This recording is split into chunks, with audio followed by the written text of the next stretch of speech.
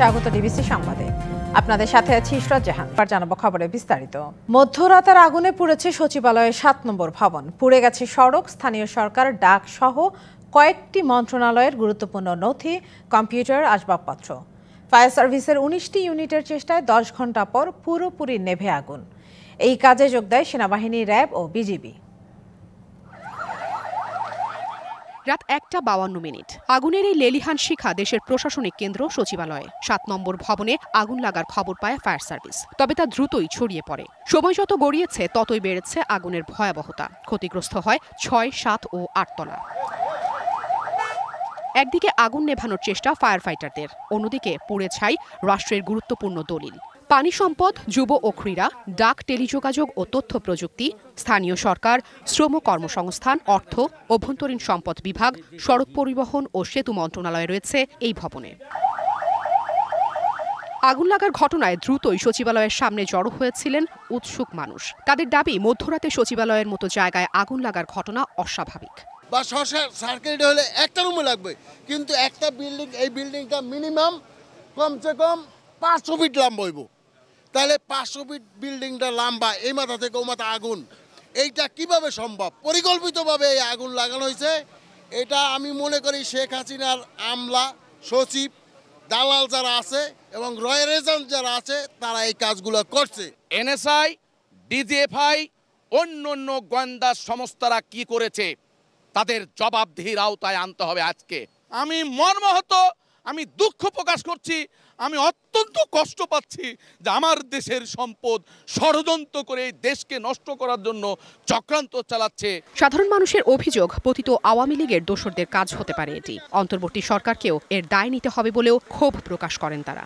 আমি দায়টা আওয়ামী লীগ স্বৈরাচার শেখ হাসিনাকে দিতে চাই এবং অন্তর্বর্তীকালীন সরকারকেও দিতে চাই। ৫ই আগস্টের পর থেকে এই আওয়ামী লীগ সরকার বাংলাদেশকে নানাভাবে ষড়যন্ত্র করেছে। তাহলে এই অন্তর্বর্তীকালীন সরকারের উচিত ছিল যে সকল আওয়ামী লীগের দোসররা বসে রয়েছে তাদেরকে অপসারণ করেছে, করে নাই, তাদের নিয়ে রাষ্ট্র পরিচালনা করছে। তাহলে এমন ঘটনা যে বারবার ঘটবে না তার কি আছে? আগুন নিয়ন্ত্রণে ফায়ার সার্ভিসের সঙ্গে দ্রুতই যোগ দেয় সেনাবাহিনী, বিজিবি ও র্যাব। ফায়ার সার্ভিসের ১৯টি ইউনিটের প্রায় ৬ ঘন্টার বেশি সময়ের চেষ্টায় নিয়ন্ত্রণে আসে এই আগুন। গাড়ি প্রবেশে কিছু সীমাবদ্ধতা আছে, বিশেষ করে বড় গাড়িগুলি ঢুকানো কঠিন ছিল। সামনের গেট ভেঙে আমরা 2টা গাড়ি ঢুকিয়েছি এবং বর্তমানে আমরা আগুনকে কন্ট্রোলে নিয়ে এসেছি। দালানের ভিতরে কাজ করছে এবং প্রতিটা রুম সার্চ করে করে আগুন নিভানোর ব্যবস্থা করেছে এবং মোটামুটি এটা প্রায় শেষের দিকে। এদিকে সকালে কর্মকর্তা কর্মচারীদের সচিবালয়ে ঢুকতে পড়তে হয় বিপাকে। কঠিন তল্লাশি করে তাদের প্রবেশ করানো হয় সচিবালয়ে। তবে পুরো সচিবালয় রয়েছে বিদ্যুৎবিহীন অবস্থায়। আফরিন আনোয়ার, ডিবিসি নিউজ, ঢাকা। সচিবালয়ে পুড়ে যাওয়া ধ্বংসস্তূপের ডাম্পিং কাজ কত দূর চলছে এ নিয়ে জানাতে আমাদের সঙ্গে যুক্ত হচ্ছেন সহকর্মী রিফাত, তাসনুভা ও বিজন কুমার দাস। আমরা প্রথমেই তাসনুভার কাছে যাব। তাসনুভা, আগের সংবাদ আপনি বলছিলেন যে 7 সদস্যের তদন্ত কমিটিতে যারা আছেন তারা কি এসছেন কিনা এখানে, আর পুড়ে যাওয়া ধ্বংসস্তূপের সরিয়ে নিয়ে যাওয়ার যে কাজ, সেটা ডাম্পিং এর কাজ, সেটা শুরু হয়েছে কিনা? ইসরাত, এখানে আমরা যখন থেকে এসেছি, বিশেষ করে অগ্নিকাণ্ড ঘটনার পর থেকে শুরু করে এখন পর্যন্ত চরম নিরাপত্তা ব্যবস্থা এখানে জোরদার করা হয়েছে। এখানে কোনো সাংবাদিককে ভেতরে ঢুকতে দেওয়া হচ্ছে না। তারা আসলে যেভাবে ডাম্পিং এর কাজ হচ্ছে কিনা, ভেতরে কি অবস্থায় আছে, কিভাবে কি করছে, কতটুকু অগ্রগতি হয়েছে, কিছু তেমন একটা বোঝা যাচ্ছে না, যেহেতু আমরা ভেতরে ঢুকতে পারছি না। তবে যেমনটি আমরা শুনেছিলাম যে কিছু কিছু দপ্তরে ইলেকট্রিসিটি নেই এবং কিছু কিছু মন্ত্রণালয় রয়েছে যেগুলো 7 নম্বর ভবনের কথা আমরা বাদই দিলাম, এর বাদ বাকি অন্য যে আরো কয়েকটি ভবন রয়েছে সেই ভবনগুলোতে আজকে সকালে কর্মকর্তা কর্মচারীরা এসেছেন। আমরা দেখতে পাচ্ছি যে একে একে কর্মকর্তা কর্মচারীরা কিন্তু 5টা বেজে গেছে বের হয়ে আসছে। আমরা জনপ্রশাসন মন্ত্রণালয়ের একজন যুগ্ম সচিবকে পেয়েছি। আপনি তো আজকে সারাদিন অফিস করেছেন, এখানে ভেতরে অফিস করেছেন, 7 নম্বর ভবনে কি গিয়েছিলেন, সেখানকার কি অবস্থা দেখেছেন এবং একই সাথে একটু জানাবেন আজ সারাদিন আপনাদের কর্মব্যস্ততা কেমন ছিল?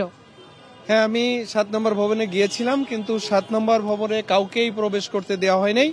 ওখানে ফায়ার সার্ভিসের এবং অন্যান্য ঊর্ধ্বতন কর্মকর্তারা কাজ করছেন।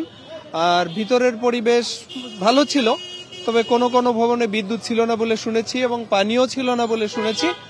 এছাড়া ভিজিটর যেহেতু ছিল না, এই জন্য কাজ আমরা নিজেরাই করতে পেরেছি, তেমন কোনো সমস্যা হয়নি। ধন্যবাদ জানাচ্ছি। যেমনটা শুনছিলেন ওনাদের কর্মপরিবেশ ছিল এমন এবং 7 সদস্যের তদন্ত কমিটির কথাটি আপনারা যেটা বলেছেন সেটি আসলে তদন্ত এখানে করা হবে, তারা আসবেন এবং তারপর 7 দিন পর সেই প্রতিবেদন তারা জমা দিবেন এবং তখন হয়তো বোঝা যেতে পারে এই অগ্নিকাণ্ডের কারণ কি বা কিভাবে বা অগ্নিকাণ্ড ঘটেছে, সেটা কি একান্তই নাশকতার ছিল নাকি সেটি কোনো দুর্ঘটনা ছিল, সেই বিষয়টি কিন্তু আমরা তখন জানতে পারবো। তো এই কিন্তু ছিল আমার কাছে থাকা এখানকার সবশেষ পরিস্থিতি। ধন্যবাদ তাজনুভা। আমরা যাব সহকর্মী বিজন কুমার দাসের কাছে। বিজন কুমার দাস, আপনার কাছে সবশেষ কি খবর আছে? তদন্ত কমিটির যে সদস্যরা আছেন তারা সেখানে গিয়েছেন কিনা বা ওনারা পরিদর্শন করেছেন কিনা, সেই সঙ্গে ধ্বংসস্তূপ সরানোর কোনো কাজ শুরু হয়েছে কিনা, যদি বিস্তারিত জানান।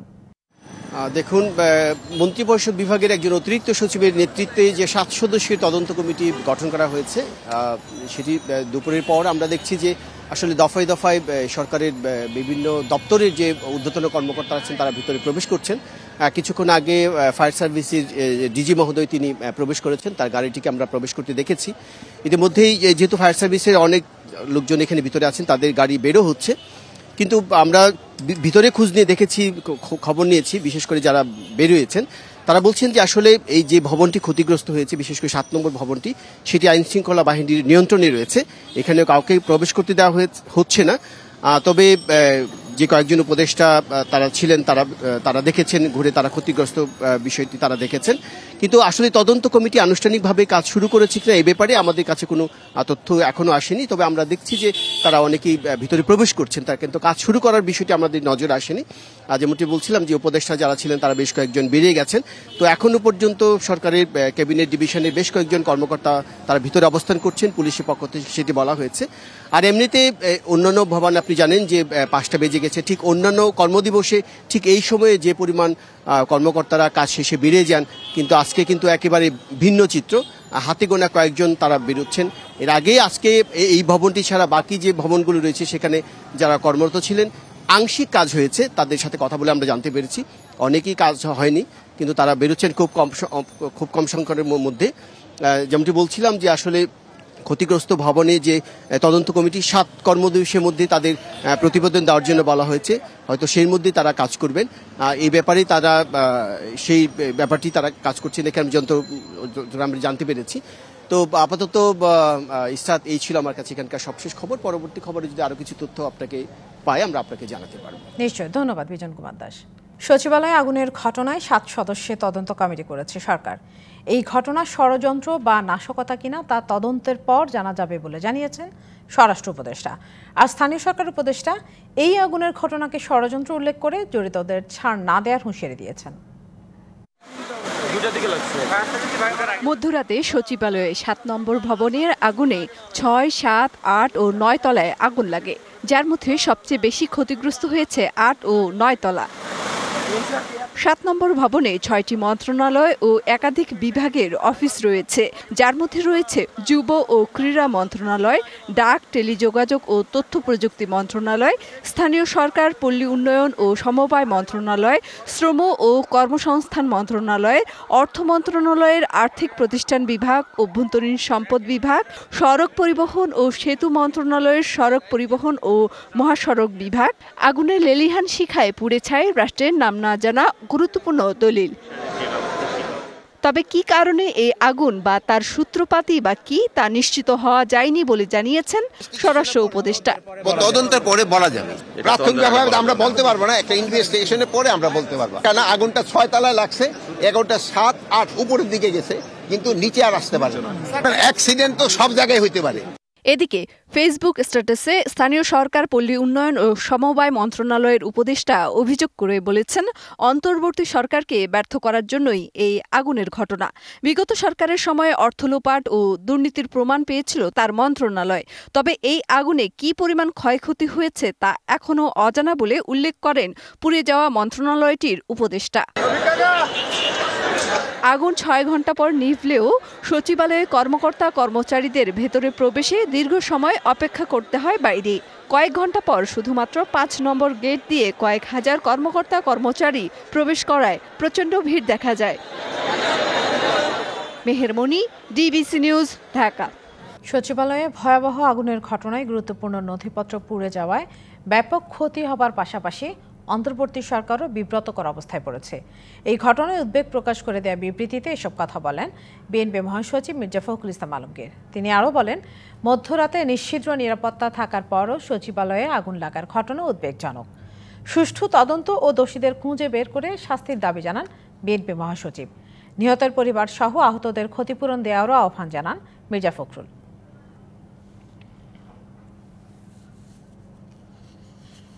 অফিস বন্ধ অবস্থায়ও সচিবালয়ে কিভাবে আগুন লাগলো, এমন প্রশ্ন বিএনপি চেয়ারপারসনের উপদেষ্টা জয়নুল আবেদিন ফারুকের। আর দলের সিনিয়র যুগ্ম মহাসচিব রুহুল কবির রিজভী বলেছেন, সরকারের কাছ থেকে দুর্নীতির গুরুত্বপূর্ণ নথি চাওয়ার পরই আগুনের ঘটনা। সরকারের উচ্চ পর্যায়ে নিরপেক্ষ কাউকে এই আগুনের তদন্তের দায়িত্ব দেওয়া উচিত বলে মত তার। এই সচিবালয় হলো মানুষের আশা আকাঙ্ক্ষার সব দলিল পত্র এই সচিবালয়ে থাকে। আজকের মধ্যেই জানতে চাই, এখনো কেন যারা আগুনের সাথে সম্পৃক্ত তাদেরকে গ্রেপ্তারের আইনের আওতায় আনা হলো না। যখন কোন সচিব কোন মন্ত্রীর বিরুদ্ধে জনগণের মধ্যে থেকে প্রতিবাদ আসে, তখনই আপনার সচিবালয়ের ফাইল গায়েব হয়ে যায়, সচিবালয়ের মধ্যে আগুন ধরে। গতকাল মধ্যরাতের যে আগুন, এই আগুনে অনেক নথিপত্র পুড়ে গেল, কিন্তু একটি ঘটনা আরেকটি ঘটনাকে সন্দেহ তৈরি করে। সরকার কয়েকটি গুরুত্বপূর্ণ নথি চেয়ে পাঠিয়েছে। এই নথি চাওয়ার পরেই গতকাল গভীর রাতে এই আগুন, এটা জনমনে বিরাট প্রশ্ন দেখা দিয়েছে। আওয়ামী লীগ দেশকে না সাজিয়ে নিজেদের সাজিয়েছে বলে মন্তব্য করেছেন জামায়াতে ইসলামের আমির ডাক্তার শফিকুর রহমান। সকালে খুলনার ডুমুরিয়ায় 18 মাইল মোড়ে এক পথসভায় কথা বলেন। এ সময় তিনি বলেন, দেশের মানুষের হাতে কাজ তুলে দেওয়ার পরিবর্তে দেশের মানুষের রিজিক তুলে নিয়েছে। এ সময় সমান অধিকার প্রতিষ্ঠার জন্য সবাইকে প্রস্তুত থাকার আহ্বান জানান তিনি।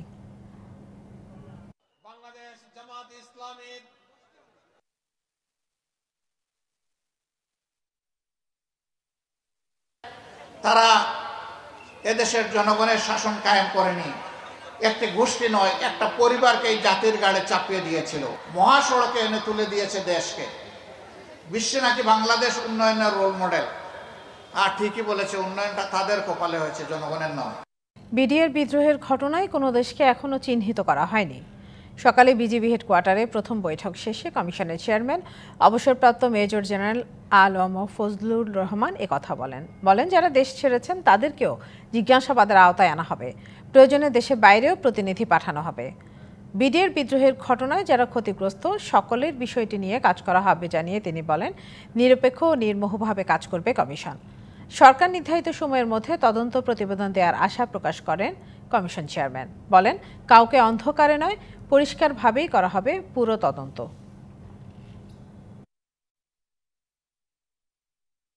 বিদেশি শক্তিকে আমাদেরকে আইডেন্টিফাই করতে বলা হয়েছে, কাজে এই বিষয়টা আন্তর্জাতিক হয়ে গেছে। অতএব আমি আন্তর্জাতিক বানের বিদেশে 2 জন আইনজ্ঞ, ক্রিমিনাল এবং ইন্টারন্যাশনাল ল সম্বন্ধে বিশেষজ্ঞ এবং সিভিল ল এবং মিলিটারি ল সম্বন্ধে বিশেষজ্ঞ, এইরকম 2 জন বিদেশি আইনজ্ঞকে আমাদের এই কমিশনের সঙ্গে সম্পৃক্ত করার জন্য আবেদন আমরা জানাবো। আমরা অন্ধকারে কাউকে রেখে আমরা কোনো কাজ করতে চাই না। আমরা খোলাখুলিভাবে সবকিছু সবার সামনে, জাতির সামনে তুলে ধরতে চাই, যাতে আশান্বিত হতে পারে।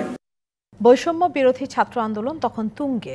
সেদিন মিরপুরের ভাড়া বাসা থেকে বাচ্চার জন্য দুধ কিনতে যাবার কথা বলে বের হয়েছিলেন চুয়াডাঙ্গার তরুণ প্রকৌশলী শাহরিয়ার শুভ, কিন্তু গুলিতে নিহত হলে আর ফেরা হয় না তার। সংসারের একমাত্র উপার্জনক্ষম শুভকে হারিয়ে দিশেহারা স্ত্রী ও বাবা মা। শুভকে যথাযথ শহীদি মর্যাদা দেবার দাবি বৈষম্য বিরোধী ছাত্র আন্দোলনের নেতাদের। সন্তানহারা মায়ের বিলাপে ভারী হয়ে আছে চারপাশ। অবুঝ সন্তানের নিষ্পাপ চাহনি যেন খুঁজে ফিরছে বাবার কোল। কে জানতো বৈষম্যের বিরুদ্ধে আন্দোলনে গিয়ে আর ঘরে ফেরা হবে না পরিবারের মধ্যমণি তরুণ প্রকৌশলী শাহরিয়ার শুভর। কান্নার নোনা জলই যেন একমাত্র সম্বল দিশেহারা বাবা মার। মারা যাওয়ার পরে এখন ধরো আমরা হতাশা হয়ে গিয়েছে, কি করব কি হবে। আমার ছোট ছেলে তো সে হাউমাকর কান্তি কান্তি আইলো আছে। এদিকে স্বামীকে হারিয়ে একমাত্র শিশু সন্তানকে নিয়ে আর্থিক অনিশ্চয়তায় শাহরিয়ার শুভর স্ত্রী রাজিয়া সুলতানা। মানে পুরা সংসারটাই এর উপর নির্ভরশীল ছিল। এখন এ নাই, আমরা পুরো সংসারের সবাই অনেক আর্থিক সংকটের ভিতর দিয়ে যাচ্ছি। ছাত্র আন্দোলনে নিহত শুভর পরিবারকে সরকারি সহায়তার পাশাপাশি স্ত্রীকে চাকরির ব্যবস্থা করে দেওয়ার অনুরোধ স্বজনদের। বাংলাদেশ সরকারের কাছে আমার অনুরোধ থাকবে যে বাচ্চার মা, সেও শিক্ষিত মানুষ, তাকে যদি একটা চাকরি দেওয়া যায়, যে আমাদের ক্ষতিটা হয়েছে শাহরিয়ার শুভ না থাকার, সেটা হয়তো বা কিছুটা হলেও সেই ঘাটতিটা পূরণ হবে। স্ত্রী আছে একজন, সে ভালো শিক্ষিত, তার যেটা কর্মব্যবস্থা করে দেয় সরকার, আমরা সবাই খুশি হব। যে স্বপ্ন নিয়ে শুভ ভাই, আবু সাঈদ, মুগ্ধ সহ সবাই আজকে আমাদের মাঝে নেই, শহীদ হয়েছেন, তার জন্য বর্তমানে যে সংস্কারের কাজগুলো চলমান আছে সেগুলো যেন আমরা সুন্দরভাবে করতে পারি, এজন্য সার্বিকভাবে সকলের সহযোগিতা আমরা কামনা করছি। তবে পরিবারটিকে সহায়তার আশ্বাস দিলেন জেলা প্রশাসক।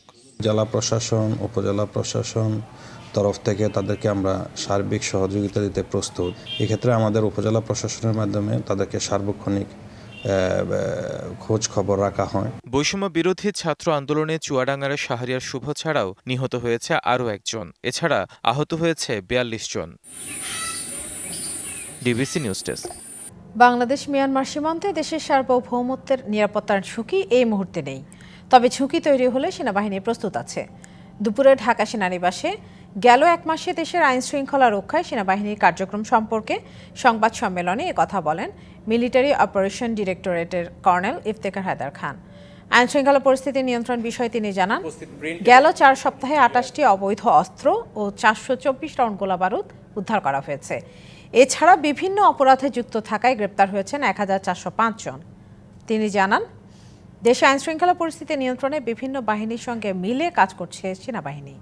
সেনাবাহিনী কতদিন দায়িত্ব পালন করবে এমন প্রশ্নের জবাবে এই কর্মকর্তা বলেন, সেটা সরকার নির্ধারণ করবে। উপস্থিত প্রিন্ট এবং ইলেকট্রনিক মিডিয়ার দেশের সার্বভৌমত্বের নিরাপত্তার ঝুঁকি আমরা এই মুহূর্তে ওইরকম তেমন কিছু দেখছি না। কক্সবাজার জেলায় যারা নিয়োজিত আছেন তারা সবসময় তৎপর আছেন। আমাদের সাথে বিভিন্ন গোয়েন্দা সংস্থা, বিজিবি, সরকারের অন্যান্য সংস্থা যারা ওখানে কাজ করছেন সবার সাথে সমন্বয় আছে। যদি কোনো ধরনের ঝুঁকি ডেভেলপ করে অবশ্যই আমরা সেটার ক্ষেত্রে ব্যবস্থা নেওয়ার জন্য সদা প্রস্তুত আছি। 5 আগস্টের পর অভিভাবকহীন ঢাকার গণপরিবহন, চাঁদাবাজি সহ অন্যান্য অব্যবস্থাপনায় নড়বড়ে সিটি সার্ভিস সহ নানা গণপরিবহন। এই সেক্টরে সুষ্ঠু পরিবেশ ফেরাতে ঢাকা পরিবহন মালিক সমিতি নির্বাচনের তারিখ ঘোষণা করেছে একটি পক্ষ, তবে এ নিয়ে প্রশ্ন তুলেছে আরেক পক্ষ। ছাত্র জনতার গণ অভ্যুত্থানে আওয়ামী লীগ সরকারের পর রাজধানীর গণপরিবহনে বেড়েছে বিশৃঙ্খলা। বাতিল করা হয় এ খাতে নিয়ন্ত্রণকারী ঢাকা সড়ক পরিবহন মালিক সমিতির নির্বাচনের ফল। পরে নিজেকে সমিতির সাধারণ সম্পাদক দাবি করেন সাইফুল আলম। নতুন করে নির্বাচনের তারিখ ঠিক করা হয় 31শে ডিসেম্বর। তবে এই কমিটির বৈধতা নিয়ে প্রশ্ন তুলেছেন এক পক্ষ। তাদের অভিযোগ, বৈধ পদধারী ব্যক্তি না হয়েও আইনি জটিলতা থাকার পরেও অফিস দখল করে নির্বাচনের ঘোষণা করা হয়েছে, এটা মেনে নেওয়া সম্ভব নয়। চাঁদার আখড়ার জায়গা হচ্ছে ঢাকা সড়ক পরিবহন সমিতি। সাইফুল আলম অফিস দখল করে একটা কমিটি নিজেরা ঘোষণা দিয়ে এবং এটা জমাও দিল তারা শ্রম মন্ত্রণালয়, আর ইঞ্জিনিয়ারিং ইনস্টিটিউটে গিয়ে অনুষ্ঠান করে নিজের পদবি সাধারণ সম্পাদক হিসেবে প্রচার করলো। এই যে পদবি নিয়ে এইভাবে খেলাধুলা, এটা তো একটা সংগঠনে চলতে পারে না। আর সাইফুল আলম বলেছেন, রাজধানীর গণপরিবহনের শৃঙ্খলা ফিরিয়ে আনতেই নতুন করে এই নির্বাচন। নতুন কমিটিতে যারা আসবেন তাদের স্বাগত জানাবেন তারা, জবাব দেন অভিযোগেরও। 5ই আগস্টের পরে ধরেন সব বেহাল, শুধু শোনা যায় ছাত্রদের কথা আর সেনাপ্রধানের কথা। বলতেছে যে দেশকে সচল করুন, মালিকরা দলে দলে আমাকে যে আপনি এখানে এসে আমাদের সকলকে সব জায়গায় কথা বলেন, একটু শান্ত রাখেন। যেহেতু আমি নন, আমি আগের থেকে নেতৃত্ব দিচ্ছি, আমাকে চিনে, আমাকে না শুধু আমার সাথে আরো যারা আছে অনেকেই বলছে আপনারা আগে আসেন।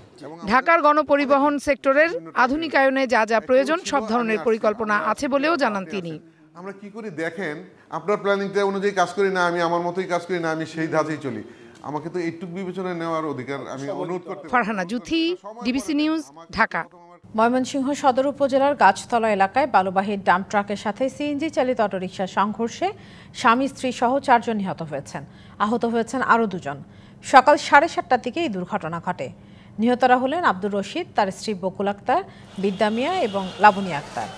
পুলিশ জানায়, নেত্রকোনা থেকে বালুবাহী একটি ট্রাক ময়মনসিংহ যাবার সময় বিপরীত দিক থেকে আসা একটি সিএনজি চালিত অটোরিকশার সাথে সংঘর্ষ হয়। এতে ঘটনাস্থলে 2 জন নিহত হন। আহত অবস্থায় 4 জনকে উদ্ধার করে ময়মনসিংহ মেডিকেল কলেজ হাসপাতালে পাঠায় স্থানীয়রা। সেখানে চিকিৎসাধীন অবস্থায় আরও 2 জনের মৃত্যু হয়।